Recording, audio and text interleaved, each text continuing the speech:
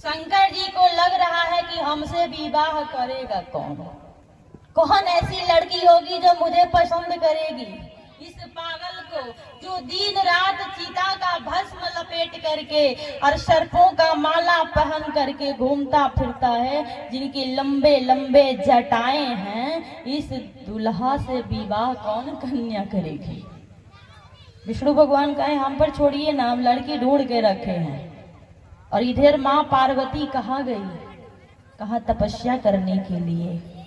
और माता बहुत वर्ष तक तपस्या की, शंकर जी को अपने हृदय में धारण करके मां तपस्या कर रही हैं। शंकर जी महाराज पार्वती की परीक्षा करने के लिए सप्त ऋषियों को भेजे हैं। सप्त ऋषियों को कहा कि आप लोग जाइए, जा करके पार्वती का परीक्षा कीजिए और देखिए कि उस किसको पति के रूप में पाने के लिए तप कर रही है। कहीं विष्णु को पाने के लिए नहीं ना, इंद्र को पाने के लिए तो नहीं। जा करके आप लोग परीक्षा लीजिए। और सप्त ऋषि गए और सप्तऋषि जा करके माता पार्वती के तपस्या को भंग करने में लगे हुए हैं। मानो कह रहे हैं सप्तऋषि की, हे देवी, किस पागल से तुम विवाह करने जा रही हो। न उसके पास घर है, न बंगला है, न गाड़ी है, एक बूढ़ा बैल है, उसके पास कुछ है नहीं। सप्तऋषि हाथ जोड़कर कह रहे हैं कि गौरा हो अनेरे तप करा तारुबान में, सब जानतानी जावन सोचा तारुमान में, तो हमर बात मान चल अब घरवा, बड़े बौरा हो बरवा। कहा देवी बर पागल है, अनाड़ी है। और देवी जी चुप। सप्तऋषि भोले बाबा के कुरूपता का बखान कर रहे हैं कि बड़े बड़े जाटा और रूप बाटे करिया।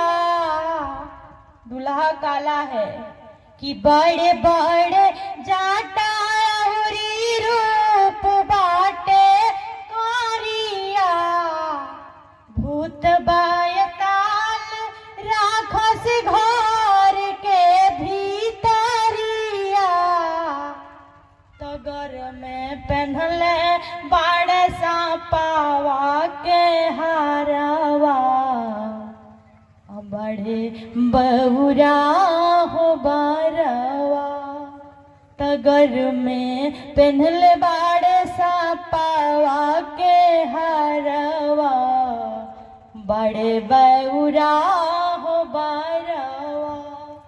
कि केतनाल कही हामा उनु के चरिता, आ सांप गोजर हाड़ा बिरनी है उनके मीता, तकेहू सटे नाही जा लापा जरावा, बड़े बौरा हो बरवा, तकेहू सटे नाही जाला पजरवा, बड़े बौरा हो बरवा। 100 बात का एक ही जवाब माँ पार्वती दिए। सप्तऋषियों, ये पार्वती एक नहीं प्रण कर चुकी है कि चाहे जन्म धारण करेगी, शिव जी को छोड़ करके किसी को नहीं छोड़ेगी।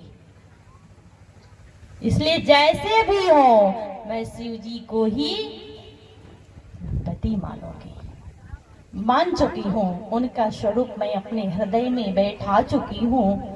जगत जननी जगदम्बा माँ पार्वती के इन शब्द को सुन करके सप्तऋषि जय जयकार करने लगे। कहा धन्य हो पार्वती, तुम धन्य धन्य धन्य हो।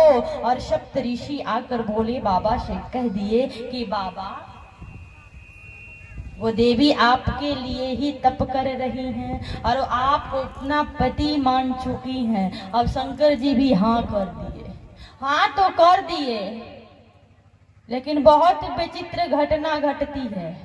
इधर माता पार्वती अपने पिता के साथ महल में आ गई, तैयारियां चल रही हैं, और इधर दूल्हा कैलाश पे बैठा हुआ है चुपचाप सावधान। लग ही नहीं रहा है कि दूल्हा का बारात हो निकलने वाली है, विवाह होने वाला है। दूल्हा के मन में ना कोई दुख है और ना कोई उमंग है।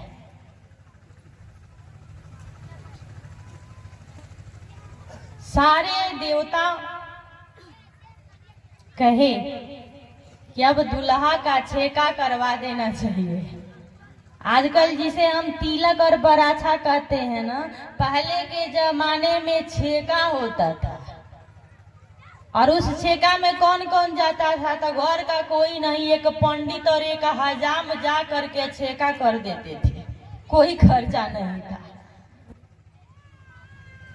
इधर शंकर जी का छेका करने के लिए राजा हिमवान अपने कुल गुरु उपरोहित को बुलाए, हजाम को बुलाए। पंडाल में केहू हजामिन बैठल बा कि ना? पार्वती जी के नो काटे के, हाँ यानी हाथ उठाए देखी है। इस गांव में कोई हजामे नहीं है, हाँ ढेर लोग बा। अच्छा, माता जी आगे बैठी हैं, देखिए मैं पीछे देख रही हूँ और आप आगे हाथ उठाई हैं, बहुत सुंदर। अच्छा अच्छा शंकर जी के छेका करने के लिए किसको किसको भेजा गया? पंडित जी को और ठाकुर को। बहुत सारा धन संपत्ति, हीरा मोती सोना चांदी भर भर के दिए। कौन? राजा हिमवान कि ले जाइए और दूल्हा का छेका करके आइए। आई पंडित जी और हजाम, पंडित जी तो भाई स्टैंडर्ड थे, ठाकुर से बोले कि भैया इशारा मोटरी अपने माथे पर लाद लो, क्योंकि वाहन से नहीं जा रहे हैं लोग, पैदल जा रहे हैं। अपने सर पे रख लो और चलो दूल्हा का छेका करके आया जाए। और इधर दूल्हा भैया कैसे बैठा है? कहा एक बूढ़ा व्यक्ति का रूप धारण कर, एकदम वृद्ध, और शंकर जी भर देहे भभूत का लेप लगा करके बैठे हुए हैं। आगे आगे पंडित जी और पीछे पीछे हजाम। हजाम ये सोच रहा है कि राजा के बेटी का छेका करने जा रहे हैं तो बहुत सारा मिलेगा, और इधर क्या मिला?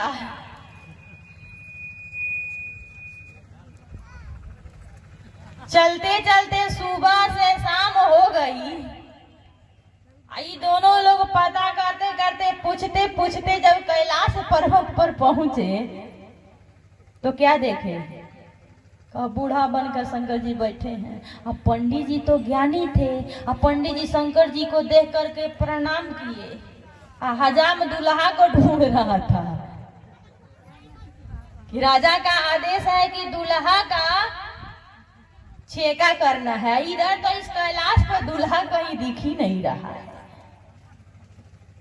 पंडित जी प्रणाम कर लिए तो शंकर जी मन ही मन आशीर्वाद दे दिए कि बाबा आपका कल्याण हो। लेकिन हजाम बेचारा चंचल था, प्रणाम नहीं किया।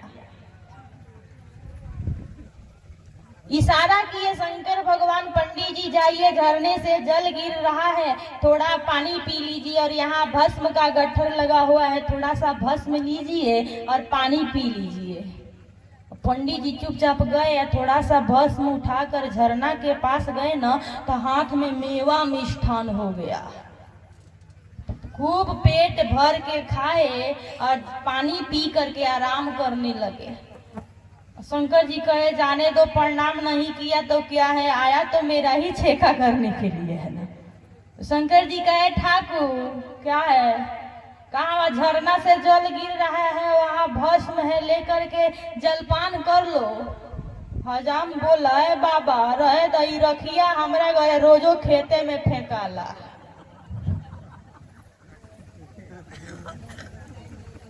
ये राखी मैं डेली अपने खेत में डालता हूँ खाद के रूप में। राखी खाने के लिए उतना दूर पैदल चल के नहीं आया हूँ। शंकर जी हंसने लगे, कहे बहुत भोला भक्त है। अब वो नहीं लिया। इधर पंडित जी पूरा पेट भर भर के जलपान किए।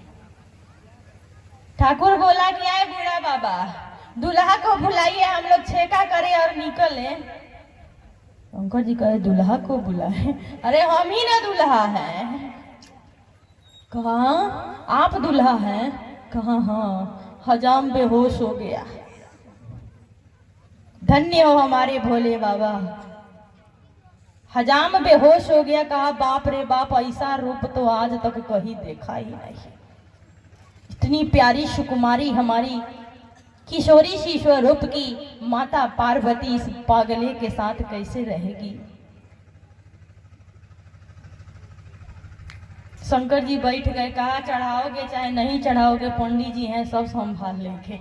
अब पंडित जी बर का छेका कर दिए और करके वहां से चलने लगे। तो शंकर जी कहे बाबा जा रहे हैं, विदाई नहीं लीजिएगा। अब पंडित जी तो जान गए थे कि बर भले ही बौरा है लेकिन बर के अंदर गुण है।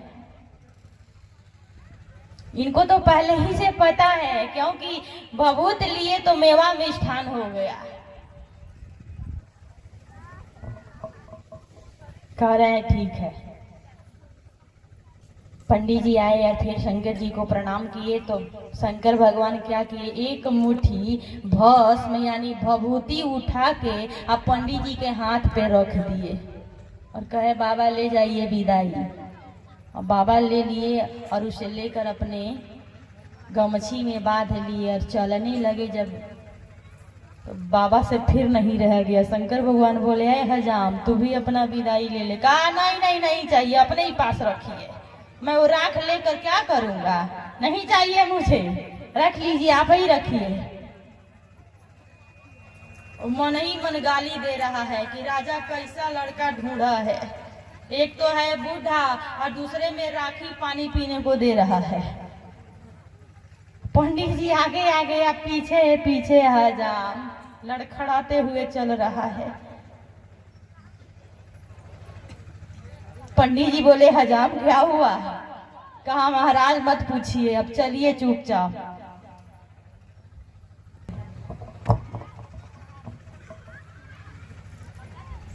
कहा कि ठीक है, अब हमको विदाई नहीं मिला तो राजा से ले लेंगे।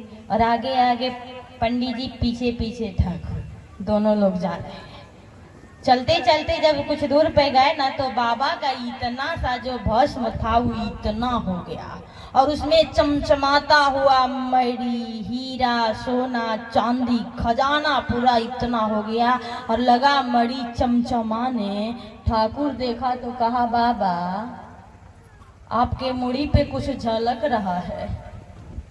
कहा क्या? कहा रुकिए ना, पंडित जी तो जानते थे कि बर में बहुत गुण है। अब पंडित जी आगे आगे भाग रहे हैं और ठाकुर कह रहे रुकिए ना महाराज, देखने दीजिए क्या लाइट मार रहा है आपके माथे पे। जब मोटरी को खोला गया ना तो हजाम मुखड़िए गिर गया और कहा बाबा आप यहीं रुकिए, एक बार मैं उस बुढ़वा से मिल के आता हूँ और मैं भी थोड़ा राखी लेकर आता हूँ, उसके राखी में तो बहुत गुण है। आप यहीं ठहरिए, मैं अभी आता हूँ। बाबा बोले जाओ। और पंडित जी बैठ गए वहीं बीच रास्ते में। आई फिर जा रहा है शंकर जी के पास भभूत लाने के लिए कैलाश पे। और कैलाश पे गया तो शंकर जी को पता चल गया कि ठाकुर आ रहा है। तो जो बूढ़ा बन के बैठे थे ना वो बालक बन के बैठ गए। इधर हजाम का पारा हाई है। जा करके कहा है बुढ़ा, है बालक। कहा क्या है? कहा अभी कुछ देर पहले यहाँ जो बुढ़वा बैठा था वो कहाँ है? शंकर जी कहे बूढ़ा कहीं गया होगा भांग खाने। बोलिए ना क्या बात है? कहा भस्म लेना है। कहा तो गठर लगा हुआ, जितना बांधना हो बांध लीजिए। अब गया गमछा बिछाया और इतना भस्म उठा करके बांध लिया माथे पे रख लिया और वहां से चल दिया। अब पंडित जी का हाल चाल नहीं पूछ रहा है, अब वो अपना लेके जा रहा है और वहीं से बुन बुन बुन बुन कर रहा है कि अब खैरवा में प्रधान जी के घर नाखून काटने नहीं जाऊंगा, अब खैरवा के सुमित जी के घर भी नाखून काटने नहीं जाऊंगा, किसी भी माता बहन लोग के घर नाखून काटने नहीं जाऊंगा। इतना मिला है कि कई खानदान बैठ के खाएगा तो भी खत्म नहीं होगा। इधर क्या हुआ, पंडित जी का सोना चांदी बढ़ रहा था और हजाम का राखिए बढ़ रहा था।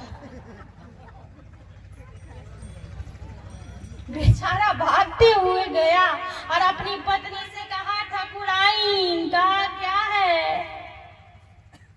कहा किसी के घर जजमानिका नहीं करना है। ठाकुराइन भी गदगद हो गई कि गया था राज दरबार में, कहीं भरपूर विदाई मिल गई होगी। कहा किसी के घर नाखून नहीं काटना है, किसी का पैर नहीं रंगना है। कहा क्या करूं? कहा जल्दी से एक दौरी लेकर के आओ, बोरा लेकर आओ, जो भी है लेकर के आओ। इधर जब मोटरी खोला गया ना तो 1 बोरा से 2 बोरा, 2 बोरा से 4 बोरा, 4 बोरा से 8 बोरा, 8 बोरा से 16 बोरा, 16 बोरा से 32 बोरा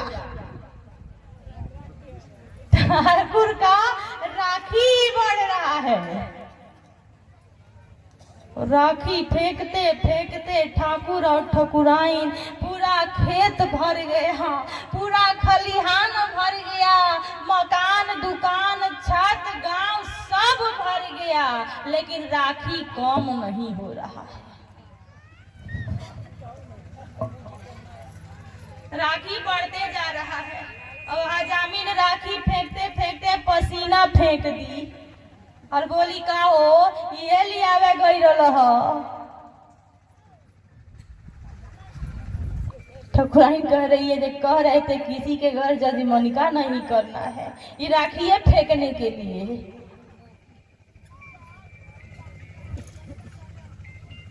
ठाकुर और ठाकुराइन राखी फेंकते फेंकते सुबह से शाम हो गई। माता मैना जी को खबर लगी कि हजाम और पंडित जी आ गए हैं, तो जरा बुला कर पूछूं कि लड़की का बर कैसा है। माता मैना रानी एक दासी को भेजी,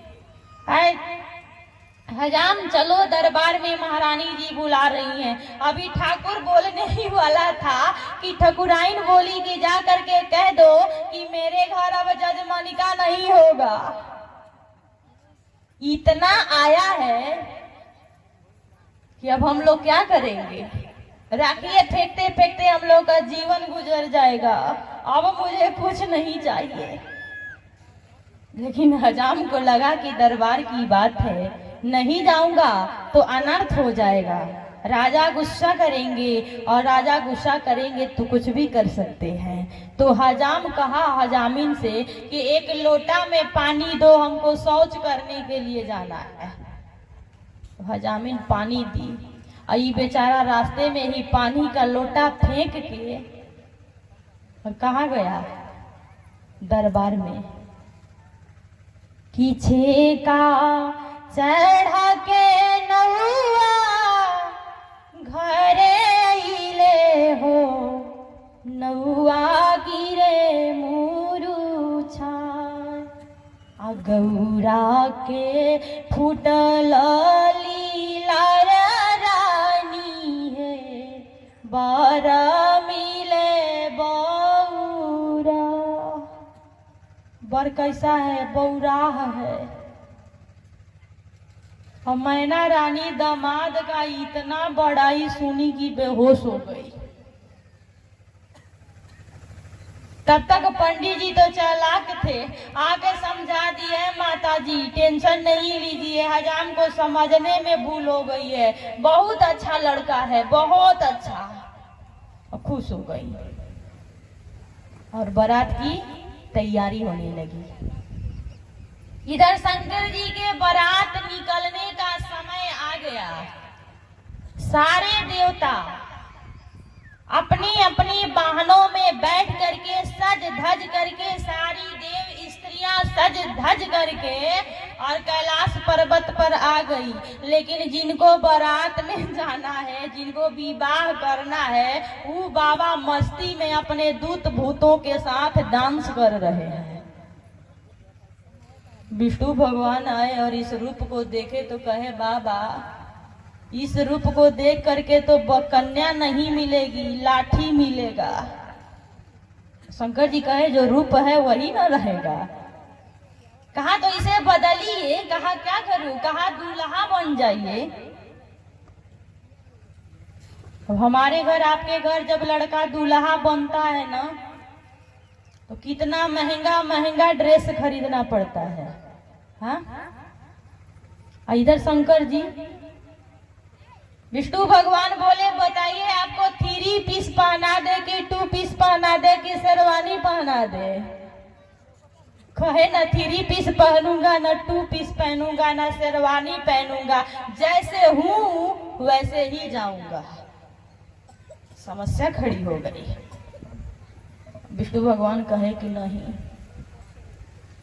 शंकर जी मानेंगे नहीं तो हम लोग चुप हो जाएं, और सारे देवता चुप हो गए। और शंकर जी अपने दूत भूत अपने गणों को आदेश दिए। तो शिव जी के गण शिव जी का कैसे श्रृंगार कर रहे हैं कि शिवै ही शंभु गणा करहि श्रृंगारा, जटा मुकुट अहि माउर संवारा।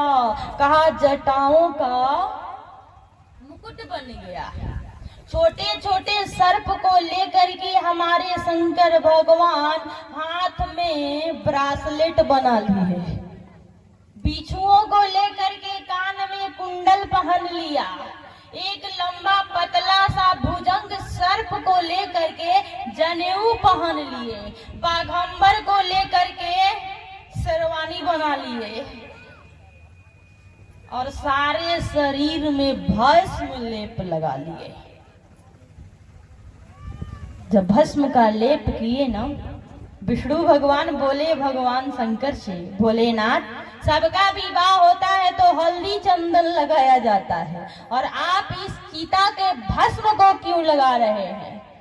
बोले बाबा कहे, मैं चीता का भस्म लगाकर दुनिया वालों को उपदेश देना चाहता हूँ कि शंकर के जीवन में कुछ भी नया नहीं है। ये चिता का भस्म हमें उपदेश देती है कि हम जहां से आए हैं वहां हमें जाना है। पूरे शरीर में भस्म का लेप करके और शंकर जी एक हाथ में डमरू, एक हाथ में त्रिशूल लेकर के खड़े हो गए और सारे देवता हंसने लगे। खुल करके तो कोई हंस नहीं सकता, एक दूसरे को इशारा कर करके हंस रहे हैं। अब विष्णु भगवान कहे, हाँ बढ़िया है, जस दूल्हा तस बनी बराता। हम लोगों के घर में जब लड़का शादी के लिए तैयार होता है से तो उसे दूल्हा कहते हैं, और शंकर जी को दूल्हा कहा गया। हम लोगों के घर बाराती जाती है, वहां पे बाराता जा रहा है, सब अलग अलग है। कहा कि जस दूल्हा तस बनी बराता, बराता जा रही।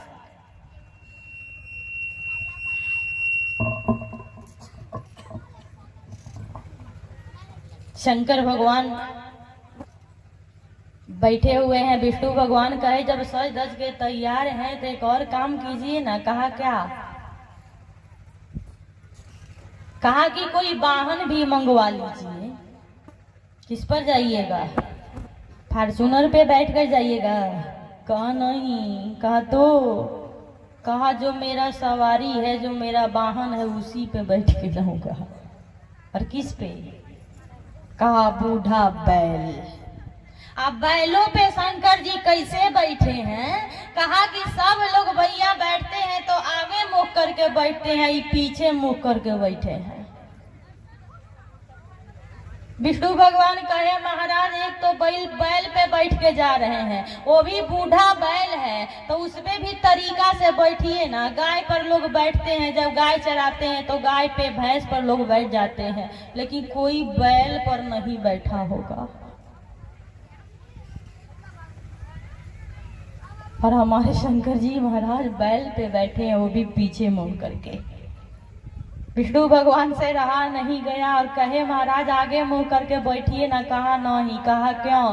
कहा कि दुनिया वालों को उपदेश दूंगा कि आजकल का बेटा विवाह करके आ रहा है तो ससुरारी से आ रहा है तो ससुराल का ही हो जा रहा है। शंकर जी कह रहे हैं कि हम अपने घर के तरफ देखते जाएंगे और घर ही के तरफ देखते आएंगे। हमको ससुराल के बस में नहीं रहना है। और हमारे भोले बाबा दुल्हा बन करके बैल पर बैठ गए। विष्णु भगवान देखे तो बोले कि महाराज ऐसा है कि जब आप अपने तैयार हो ही गए हैं तो अपना बारात खुद ही साज लीजिए। कहा ठीक है ठीक है। शंकर जी सारे दुनिया के डाकिनी, पिशाचिनी, भूत, बैताल, हाडा, बिरनी, सांप, गोजर सबको न्योता दिए थे और सब कैलाश पे आ गए।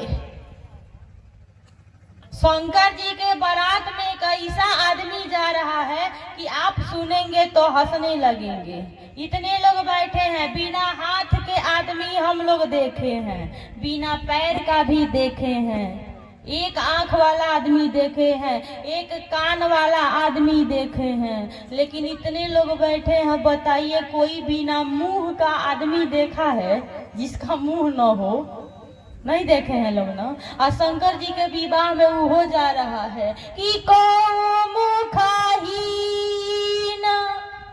किसी का मुखे नहीं है और किसी के हजारों मुख है।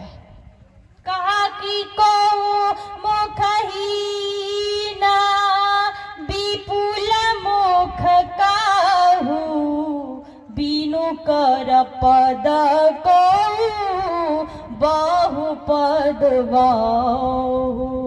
शंकर जी के विवाह में बिना मुख का भी आदमी जा रहा है। अभी बिना मुख वाला आदमी जा करके बारात में कौन रसमलाई खाएगा? सोचिए, शंकर भगवान अपनी बारात का टीम ले लिए और लेकर चलने लगे। अब विष्णु भगवान अपने विष्णु लोक के देवताओं के साथ कैलाश पर खड़े हैं। इंद्र भगवान इंद्र लोक के देवताओं के साथ खड़े हैं। ब्रह्मा जी ब्रह्म लोक के देवताओं के साथ खड़े हैं। सारे देवता आगे आगे हो गए और शंकर जी से बोले कि बाबा आप अपना बारात लेकर पीछे पीछे आइए, क्योंकि आपके साथ में जाकर हम लोगों को अपनी बेइज्जती नहीं करानी है। शंकर जी हंसते हुए मस्ती में झूम उठे। सारे दूत भूत पिशाच शंकर जी के विवाह में डांस कर रहे हैं, नाच रहे हैं, गा रहे हैं। इधर आगे आगे विष्णु भगवान, उनके पीछे इंद्र भगवान और उनके पीछे कौन है? ब्रह्मा जी। आगे आगे विष्णु भगवान, बीच में है इंद्र भगवान, पीछे से है ब्रह्मा जी और सब लोग जा रहे हैं। मानो बारात गांव के बगल में पहुंच गई। तो हमारे गांव में जब बारात आती है तो सबसे पहले अगुवानी करने के लिए घर के कुछ लोग जाते हैं ना। जब अगुआ लोग बारात देखे तो अगुआन जब दिखे बराता उरे आनंदा पुलाक भरी गाता। अगुआ लोग अगुवानी करने के लिए आए बरातियों का। और सबसे पहले जब अगुआ लोग विष्णु भगवान को देखे तो कहे बाप रे बाप, कितना अच्छा वर ढूंढा है राजा ने अपनी बेटी के लिए। वाह, इधर तो भैया वर में बहुत गुण है। विष्णु भगवान को देख करके लोगों ने कहा, ऐ विष्णु भगवान कहे बारात रोकिए। कहा हाँ। कहा क्यों? कहा परछावन नहीं होगा क्या? विष्णु भगवान कहे कि बर का होगा कि बाराती का? कहा हाँ। आप बाराती हैं? कहा हाँ। भगवान लोग कहे बाप रे बाप, जिस बर का बाराती इतना सुंदर है वो दूल्हा कितना सुंदर है, और इधर दूल्हा तो जनरेटर है, आते आते आंगन में भक दे भर जाएगा। विष्णु भगवान से अगुआ लोग पूछे आप कौन हैं? कहा हम बर के बड़ भाई हैं। कहा अरे बाप रे बाप, बर का भाई इतना खूबसूरत है तो बर कितना खूबसूरत होगा। कहा ठीक है। और ध्यान देंगे, विष्णु भगवान आगे निकल गए, तब इंद्र भगवान आए। इंद्र भगवान भी साधारण सुंदर नहीं थे, समस्त देवताओं के राजा थे। देवराज इंद्र को देख रघुवर लोग कहे कि अगला सही कह रहा था कि दूल्हा पीछे है, लग रहा है यही दूल्हा है। कहा है महाराज गाड़ी रोकिए। कहा क्यों? कहा परछावन नहीं होगा क्या? कहा कि बर का होगा कि बाराती का? कहा अभी बर नहीं है। कहा नहीं। कहा कौन है? कहा हम सोहबलिया हैं। पगुआ लोग गदगदा गए, बाप रे बाप, इसका पूरा खानदान सुंदर है। कहा बारात को आगे बढ़ाइए। कहा कहाँ ले जाएं? कहा इधर लेकर के जाइए बंजरिया के तरफ। इंद्र भगवान आगे निकल गए। अब उसके पीछे कौन है? कहा पितामह ब्रह्मा जी।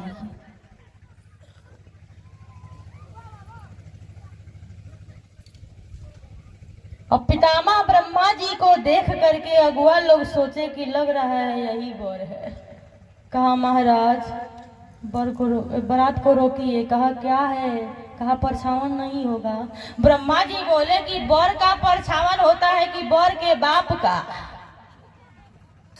कहा आप बर नहीं है? कहा नहीं। कहा कौन है? कहा हम बर के बाप हैं।